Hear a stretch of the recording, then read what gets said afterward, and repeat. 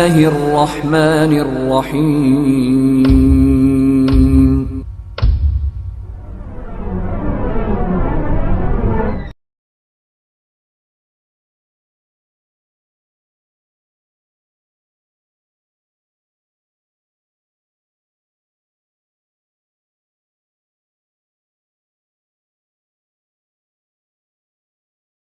سیرت کا اور آگے بڑھاتے ہیں. رسول اللہ صلی اللہ علیہ وسلم غزوہ بنو مستلق کے بعد سکون کے ساتھ چند مہینے مدینہ کے اندر ٹھہرے، لیکن شیطان سکون سے کہاں بیٹھنے دیتا ہے. اور انبیاء کی زندگی کے اندر جب سکون آ جائے تو سمجھ لیجئے کہ انبیاء کا دنیا میں کوئی کام ہی نہیں رہ گیا. انبیاء کی زندگی کے اندر جب کام سمجھ لیجئے ختم ہو گیا تو انبیاء یہاں رہتے بھی نہیں، اللہ تعالیٰ ان کو اٹھا لیتے ہیں. اور رسول اللہ صلی اللہ علیہ وسلم کا تو چل رہا تھا پے در پہ، ابھی تو عروج پر تھی ہر چیز، دشمن بھی جو ہے پوری طاقت لگا رہا تھا. تو اب یہاں پر جو ہے جان لیجئے کہ سن 5 ہجری میں ہجرت کے 5ویں سال میں ایک بہت بڑی جنگ ہوئی ہے جس کو بولتے ہیں غزوہ احزاب یا غزوہ خندق. اس کے 2 نام ہیں، غزوہ احزاب یا غزوہ خندق. 2 نام کیوں ہیں؟ 2 نام اس لیے ہیں، احزاب کا مطلب ہوتا ہے کہ کئی گروپس کے لوگ، اس میں جو اٹیک کرنے والے لوگ تھے وہ صرف مکہ کے لوگ نہیں تھے بلکہ کئی لوگ مل کر کے اٹیک کیے تھے، اسی لیے غزوے کا نام غزوہ احزاب ہے. اور خندق اس لیے کہا جاتا ہے کیونکہ اس میں جو دفاع کا سسٹم اختیار کیا گیا تھا، دشمن سے بچنے کا سسٹم، ان کا مقابلہ کرنے کا جو سسٹم اختیار کیا گیا تھا وہ خندق کھود کر کے، گڑھا کھود کر کے کیا گیا تھا. تو اسی لیے اس کے جو ہے 2 نام ہیں، غزوہ احزاب بھی اور غزوہ خندق بھی. اچھا، اس جنگ کی وجہ کیا تھی؟ ہر چیز کے پیچھے ایک وجہ ہوتی ہے، خواہ مخواہ لڑائی تو ہوتی نہیں ہے.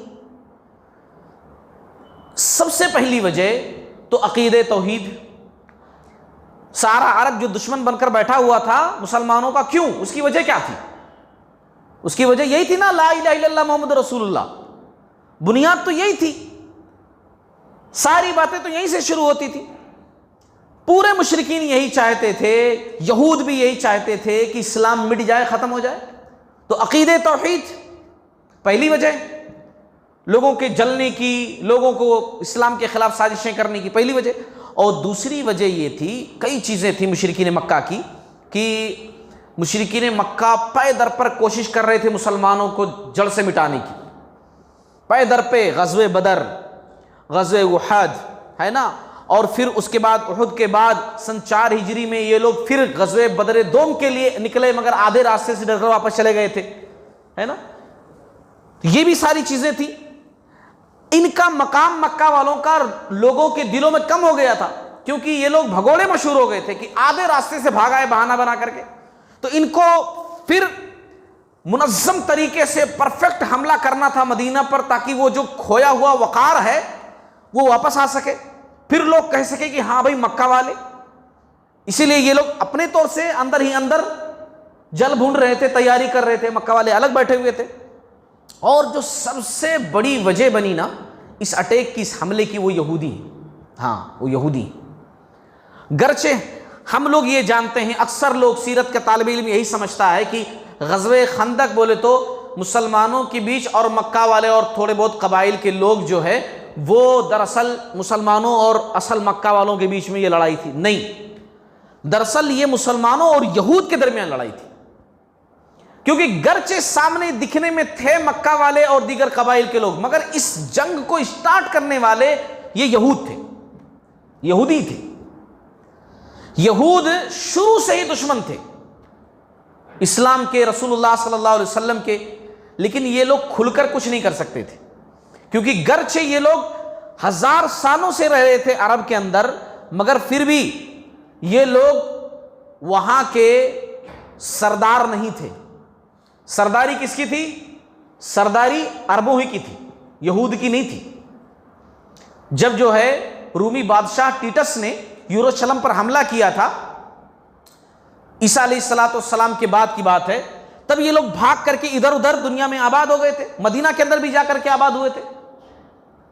تو یہ لوگ دوسری جگہ سے آئے تھے، ان کی جو ہے وہ حیثیت عرب کے اندر نہیں تھی، تو یہ لوگ چاہ کر بھی اٹیک نہیں کر سکتے تھے، سازشیں کتنی بھی کر لیں مال ان کے پاس بہت تھا، سودی کاروبار کرتے تھے، بزنس کا آئیڈیا زبردست تھا ان کے پاس، لیکن جو ہے لڑنے میں یہ لوگ نہیں تھے، اسی لیے یہ لوگ چاہ کر کے ڈائریکٹلی کچھ نہیں کر سکتے تھے۔ اچھا دوسری طرف دیکھیے کہ یہ لوگ بھروسہ کیے ہوئے تھے کہ مسلمانوں کا صفایا ہو جائے گا، ابھی نہیں ہوگا تو کل ہوگا، کل نہیں تو پرسوں ہوگا۔ بھروسہ کس پر کیے ہوئے تھے یہ لوگ؟ مکہ والوں کی طرف۔ لیکن یہ لوگ دیکھ رہے تھے مکہ والے آئے بدر میں ہار گئے، مکہ والے آئے احد میں بھی مسلمانوں کا کچھ نہیں کر سکے، پھر اس کے بعد چوتھے سال میں بھی آدھے راستے سے واپس چلے گئے، اور مسلمان عروج پر عروج ہوتا جا رہا ہے، مسلمان ترقی کر رہا ہے۔ تو ان لوگوں کو ٹینشن ہو رہی تھی کہ کیا کریں کیا کریں، اور یہودی ایسی قوم ہے سازش میں نمبر 1، یہ لوگ سب کچھ کر دیں گے مگر فرنٹ پیج پر نہیں آئیں گے، ایسی قوم ہے، ایسی چالیں چلتے ہیں کہ جب وہ ساری چیزیں ہو جاتی ہیں تب مسلمانوں کو پتا چلتا ہے کہ ہاں ایسا ہو گیا، اور یہ کرنے والے وہ تھے، اتنی شاطر قوم۔ ان لوگوں نے پے در پر سازشیں کی۔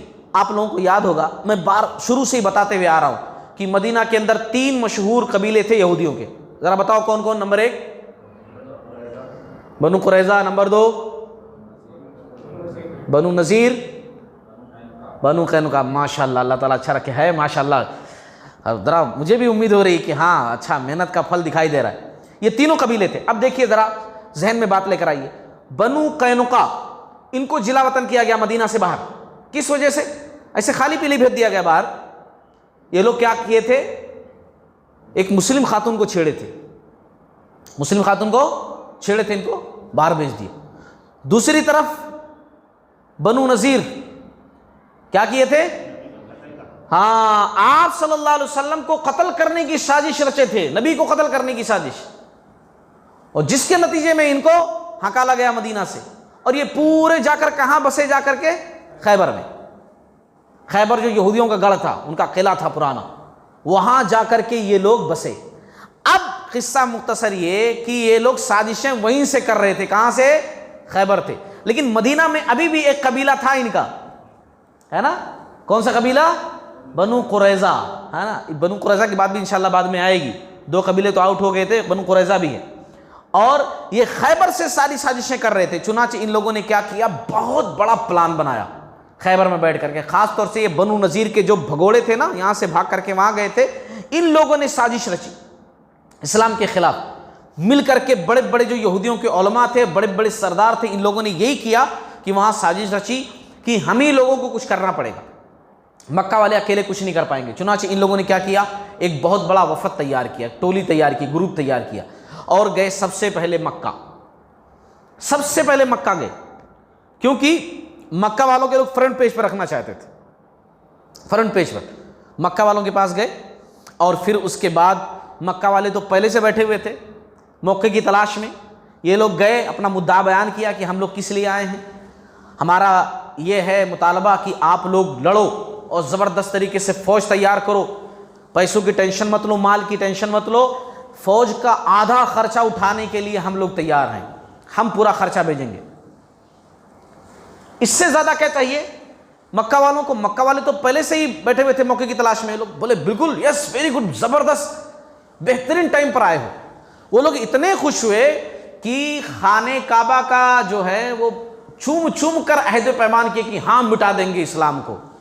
مشرکین اور یہودی خانہ کعبہ کے پاس جا کر کے چوم چوم کر کے بولے کہ مٹا دیں گے، محمد صلی اللہ علیہ وسلم کو ختم کر دیں گے، یہ کر دیں گے، وہ کر دیں گے، عہد و پیمان ہمارا مضبوط ہو۔ خانہ کعبہ کے پاس جا کر کے عہد و پیمان کیا، اور پھر اس کے بعد جو ہے اس موقع پر ایک بڑا مشہور واقعہ ہے کہ اس موقع پر مکہ والوں نے کہا یہودیوں سے، کیونکہ علماء بھی تھے نا یہود کے اس میں بڑے بڑے، تو کہا کہ دیکھو اے یہود کی جماعت، تم تو پہلی آسمانی کتابوں کے عالم ہو، جانتے ہو، تمہارے پاس تو آسمانی کتابیں ہمارے پاس نہیں ہیں، لیکن تمہارے پاس پہلے کی آسمانی کتابیں تمہارے پاس موجود ہیں، تو اب تم ہی فیصلہ کرو کہ ہم زیادہ حق پر ہیں یا محمد صلی اللہ علیہ وسلم زیادہ حق پر ہے، کون صحیح ہے؟ تم ہی بتاؤ، تمہارے پاس تو آسمانی کتابوں کا علم ہے، تم ہی بتاؤ کون حق پر ہے۔ ہم جو ہے بیت اللہ کے آباد کرنے والے ہیں، ہم نے بیت اللہ کو آباد کیا ہے، اس کی دیکھ بھال ہم ہی لوگ کرتے ہیں، ہم لوگ مہمانوں کی ضیافت میں موٹے موٹے اونٹ قربان کر دیتے ہیں، فروا اونٹ ذبح کر دیتے ہیں، حاجیوں کو ہم پانی پلاتے ہیں اور بتوں کی پوجا پاٹ کرتے ہیں، ہم مکہ کو آباد کیے ہوئے ہیں تو ہم حق پر ہیں کہ وہ حق پر ہیں. اب دیکھو حالانکہ اتنا نہیں گر سکتا، اہل کتاب والا اتنا گرنا نہیں چاہیے. اہل کتاب تھے نا، ان کے پاس کتاب کا علم تھا. موسیٰ علیہ السلام کی تعلیمات میں کہیں ایسی کوئی چیز دکھائی دیتی ہے پوجا پاٹ کی؟ موسیٰ علیہ السلام ہوں، سلیمان علیہ السلام ہوں، داؤد علیہ السلام، جتنے بھی بنو اسرائیل کے انبیاء ہیں، ہے نا، کسی کی تعلیم کے اندر ایسی کوئی بات، توریت کے اندر بھی ایسی کوئی بات موجود نہیں ہوگی. لیکن ان لوگوں نے اتنی ذلیل حرکت کی کہ ان لوگوں نے برجستہ فتویٰ دے دیا. یہود کے علماء نے کہا قسم کھا کر اللہ کی قسم، تم محمد صلی اللہ علیہ وسلم، تم محمد سے زیادہ حق پر ہو، تم زیادہ صحیح ہو. حالانکہ بعد کے رائٹرز نے، ان کے رائٹرز نے اس چیز کو کتابوں کے اندر لکھا ہے کہ اس وقت یہود نے انتہائی ذلیل حرکت کی تھی، انتہائی ذلیل حرکت اس وقت یہود نے کی تھی.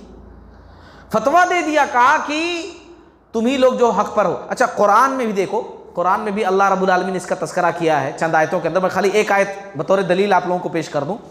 سورہ نساء کی آیت نمبر 51 ہے. اللہ تعالیٰ نے اسی واقعے کا تذکرہ کیا ہے 51 سے لے کر کے 55 تک. اللہ نے کہا الم تر الی الذین اوتوا نصیبا من الکتاب یؤمنون بالجبت والطاغوت ویقولون للذین کفروا هؤلاء،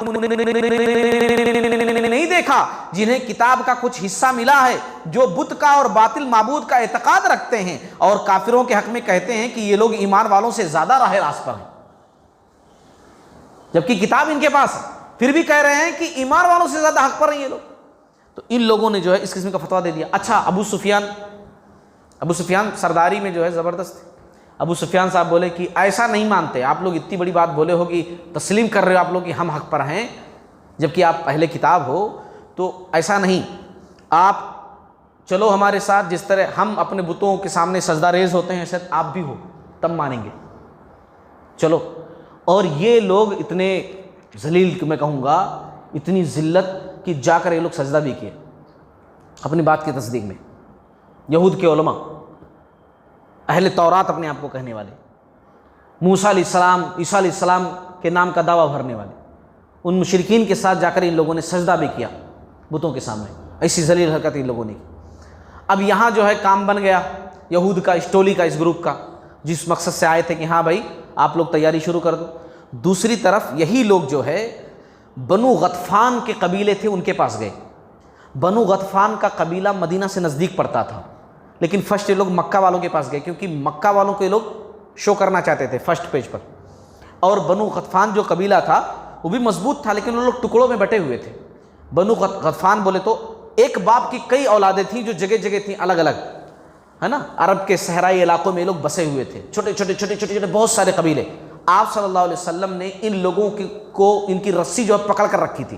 مطلب یہ لوگ پہلے کیا کرتے تھے؟ لوٹ مار، بد امنی، مسافروں کو لوٹ لینا، یہی ساری چیزیں کرتے تھے. آپ صلی اللہ علیہ وسلم نے ان کو بھگا کر جو ہے سختی کے ساتھ وارننگ دے کر سب کو سنبھال کر رکھا تھا تاکہ راستے جو ہے امن و امان والے رہیں. لیکن یہودیوں نے جا کر کے کیا کیا کہ تم لوگ بھی تنگ ہونا مسلمانوں سے، پریشان ہونا، تمہاری تجارت بھی ٹھپ پڑی ہوئی ہے، تمہارے پاس بھی مال نہیں آ رہا ہے، تو اس کا جو ہے حل یہی ہے کہ مسلمانوں کا صفایا کر دو. جب تک مسلمان صاف نہیں ہوں گے لوٹ مار تو تم کر نہیں سکتے، اسی لیے ان کا صفایا کرو. اچھا ان لوگوں کے پاس زیادہ مال تو تھا نہیں، تو لالچ دیے. کیا لالچ دیے؟ لالچ یہ دیے کہ خیبر کے اندر ایک سال میں جو بھی کھجوریں ہوتی ہیں نا اس کا آدھا حصہ، کھجوریں بہت ہوتی تھی وہاں، آدھا حصہ تم لوگوں کو دے دیا جائے گا. آدھا حصہ کھجوروں کا پورا تمہارا 50%. وہ لوگ اور خوش ہو گئے، چلو بڑی اچھی بات ہے. اب جو ہے زبردست طریقے سے فوج تیار کیے. مکہ والے 4000 سپاہی اور بنو غطفان کے جو قبیلے تھے پورے ملا کر کے لوگ 6000 تیار کیے. ٹوٹل 10,000 کی فوج ہے نا، ٹوٹل 10,000 کی فوج. کتنا؟ 4000 مکہ والے اور 6000 جو ہے یہ دوسرے پورے چلر مل کر کے، یہ لوگ 6000 ملا کر کے 10,000 فوج. اور مسلمانوں کی آبادی مدینہ کی اس وقت بچوں، عورتوں، بوڑھوں، جوانوں سب کو ملا کر 10,000 بھی نہیں تھی. پورے مدینے میں مسلمانوں کی آبادی بچوں کو ملا کر کے بھی ایک ایک اور کاؤنٹ بھی کر لو تب بھی جو ہے 10,000 آبادی مسلمانوں کی نہیں تھی. اور حملہ کرنے والے فوجی جو ہے وہ 10,000. اب سوچئے کتنی زبردست جنگ تھی. اسی لیے قرآن مجید کے اندر اللہ رب العالمین نے کہا کہ اصل آزمائش جو مسلمانوں کی ہوئی نا، وہ زلزلوا زلزالا شدیدہ، جو مسلمان جھجھوڑ دیے گئے، ان کے ایمان کی اصل آزمائش جو ہوئی نا وہ اسی جنگ میں ہوئی، غزوہ خندق کے موقع پر، یا غزوہ احزاب، دو نام اس کے۔ اب انشاءاللہ اس کی باقی باتیں کہ آپ صلی اللہ علیہ وسلم کو اطلاع ملی کہ نہیں ملی، کس طریقے سے آپ صلی اللہ علیہ وسلم نے تیاری کی، کیا ہوا آگے مراحل، انشاءاللہ ہم اگلی قسط کے اندر دیکھیں گے۔ اللہ تعالیٰ ہم تمام لوگوں کو کہنے سننے سے زیادہ عمل کرنے والا بنائے، سیرت نبی صلی اللہ علیہ وسلم کی روشنی میں جو باتیں معلوم ہو رہی ہیں اللہ رب العالمین ان کو اپنی زندگی میں لاگو کرنے والا بنائے، اور غلط چیزوں سے، خرافات سے، قتل و غارت گری سے اور بدامنی پھیلانے والی چیزوں سے اللہ تعالیٰ محفوظ فرمائے۔ اللہ رب العالمین ہمیں توفیق دے کہ ہم مسلم ہیں، سلامتی کی دعا لوگوں کے لیے کریں اور سلامتی والے دنیا والوں کے لیے بنیں، اور اللہ تعالیٰ ہر قسم کی غلطی سے، گناہ سے اللہ تعالیٰ محفوظ فرمائے۔ آمین۔